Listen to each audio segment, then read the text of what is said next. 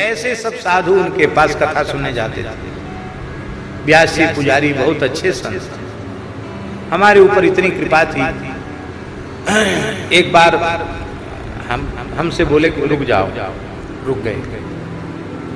चरणामृत दे के बोले, एक बात हमको बहुत दिनों से कहने का मन कह रहा है, लेकिन हम तुमसे कह नहीं पाते। आज कोई नहीं है पास में, आज अवसर है, आज कह देते हैं। आज्ञा करें महाराज जी। बोले, जब हम किशोरी जी का मंदिर में श्रृंगार करते हैं तो हमें सब कुछ भूल जाता है, संसार की पूरी तरह विस्मृति हो जाती है, हम डूब जाते हैं। लेकिन पता नहीं तुम्हारी स्मृति बीच बीच में क्यों होती है, पता नहीं। हमारी किशोरी जी की तुम्हारे ऊपर विशेष कृपा है। तो बोले, जब तुम्हारी स्मृति होती है तो हम मन ही मन किशोरी जी से कहते हैं, हम मन ही मन किशोरी जी से कहते हैं कि हमारे पंडित जी को साधुओं में ही रख लेना, इनको संसार में मत फंसने देना। ऐसा कह करके व्यास जी रोने लग गए। हमने कहा, हम विद्यार्थी थे, हमने कहा महाराज जी आप किशोरी जी से प्रार्थना करते हैं श्रृंगार के समय, अब तो पक्का ही हो गया, अब तो आप संतों के चरणों को छोड़ के कहां जाएंगे। इतनी कृपा उनकी हमारे ऊपर थी।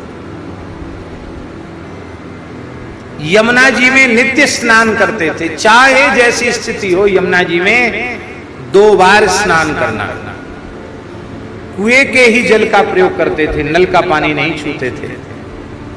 बहुत अच्छे महात्मा, बहुत शौचाचार संपन्न महात्मा।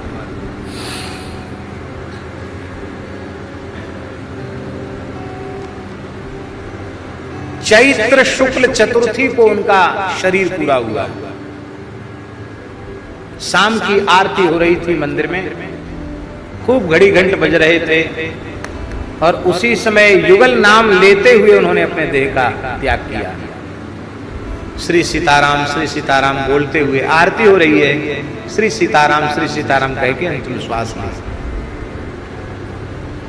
और उनकी इच्छा थी कि हमारे शरीर को जलाया न जाए, हमारे शरीर को यमुना जी में जल समाधि की जाए। पर यमुना जी में जल कम, चैत का महीना, बहुत कम जल था। अब रात्रि को शरीर पूरा हुआ, प्रतिष्ठित महात्मा को रात्रि के कैसे संस्कार करें, सवेरे संस्कार करेंगे।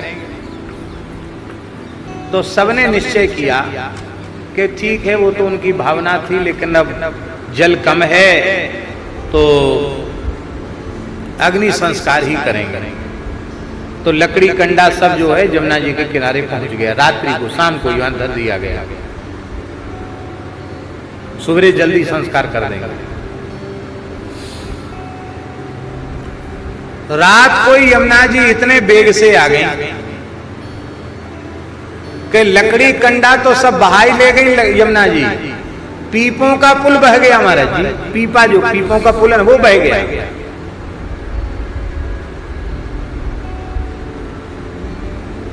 व्यास जी के शरीर को यमुना जी के जल में, और ऐसा निर्मल जल यमुना जी का, बरसात का पानी कहां से जल प्रकट हो गया, एकदम निर्मल, कंचन जैसा निर्मल जल।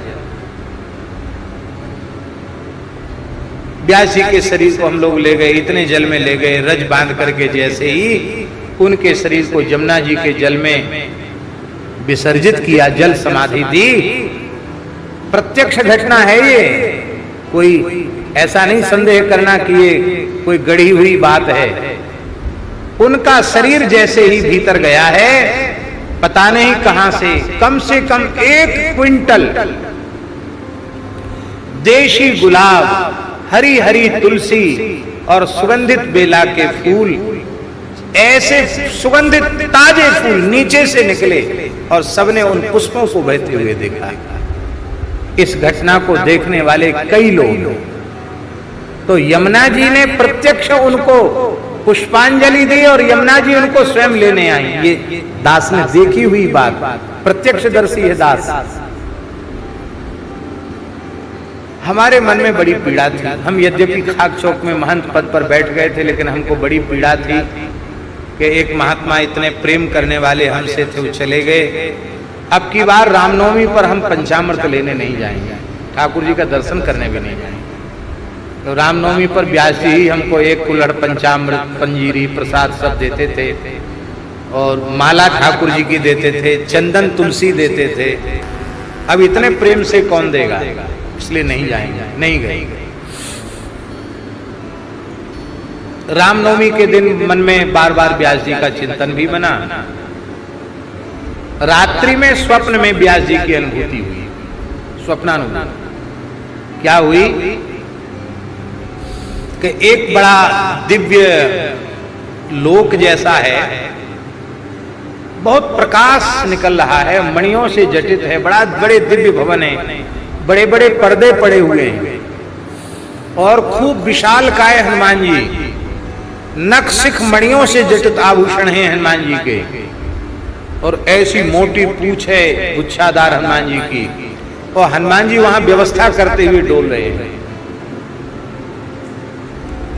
देख के हमने भी प्रणाम किया, अरे ये तो हनुमान जी हैं, लगता है भगवान का लोक है क्या, ऐसा मन में आया। तब तक श्री व्यास जी पुजारी, ये रामनवमी के दिन का स्वप्न है, अभी पधारे, चौथ को तो पधारे थे, कितने दिन हुए, चतुर्थी, पंचमी, षष्ठी, सप्तमी, अष्टमी, नवमी, छठे दिन का स्वप्न है। व्यास जी पुजारी सुंदर रेशमी पीतांबर धारण किए हुए, श्वेत चंदन का तिलक और चंदन की, केसर चंदन की खौर, सुंदर पुष्प की मालाएं पहने हैं, बड़े प्रसन्न हैं। आए तो मैंने प्रणाम किया व्यास जी को, प्रणाम किया तो बोले हम बहुत चिंता कर रहे थे कि हर साल रामनवमी के दिन हम तुमको पंचामृत मंजीरी प्रसाद देते थे, और आज तो तुम आए ही नहीं, हम तुम्हारी प्रतीक्षा ही कर रहे थे, अच्छा हुआ आप आ गए, बहुत अच्छा हुआ। हमने कहा आप तो पधार गए थे, आप यहाँ कैसे? बोले हाँ, यहाँ भी हमको पुजारी बना दिया है, हम पुजारी हैं यहाँ। अच्छा, तो ये क्या है? बोले भगवान का महल है, सीताराम जी का महल है ये, हम पुजारी हैं यहाँ।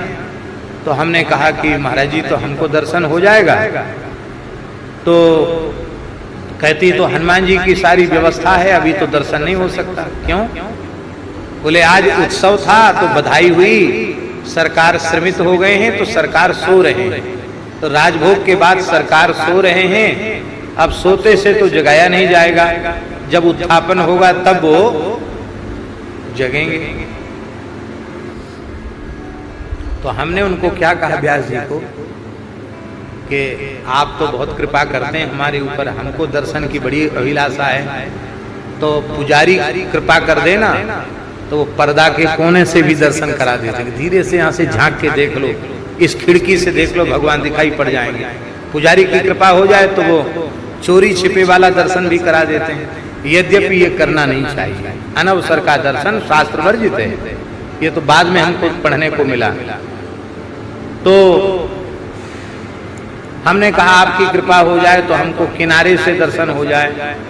तो मखमली गहरे कत्थई रंग का बड़े बड़े पर्दे पड़े थे, बेल बूटे खड़े थे, उस पर्दे के पास हमको हाथ पकड़ के ले गए, धीरे से ऐसा किया उन्होंने। तो क्या देखा कि बड़ी सुंदर सेज पर श्री सीताराम जी सोए हुए, साक्षात, मने विग्रह नहीं, साक्षात स्वरूप सरकार, युगल सरकार, बड़ी भावमयी रसमयी मुद्रा में युगल सरकार पौड़े हुए। बोले बोलना नहीं, सो रहे हैं। फिर बाहर लेके आए तो हमको एक कुल्हड़ पंचामृत मंजीरी प्रसाद सब दिया, और बोले कि हमारे लिए चिंता नहीं करना, हम तो ठाकुर जी की पूजा में हैं, यहाँ भी हम पुजारी ही हैं। ये स्वप्न सबसे पहले हमने पूज्य गुरुदेव श्री भक्तमाली जी को सुनाया। हमने कहा महाराज जी आज तो ऐसी व्यास जी ने कृपा की। तब महाराज जी ने इसके उत्तर में कहा, जो सेवा निष्ठा पूर्वक यहाँ करोगे वही सेवा इस देहोपाधि के नष्ट होने के बाद भी भगवान के धाम में प्राप्त हो जाएगी। इसलिए भगवान के मंदिर में सेवा करना कोई सामान्य बात है।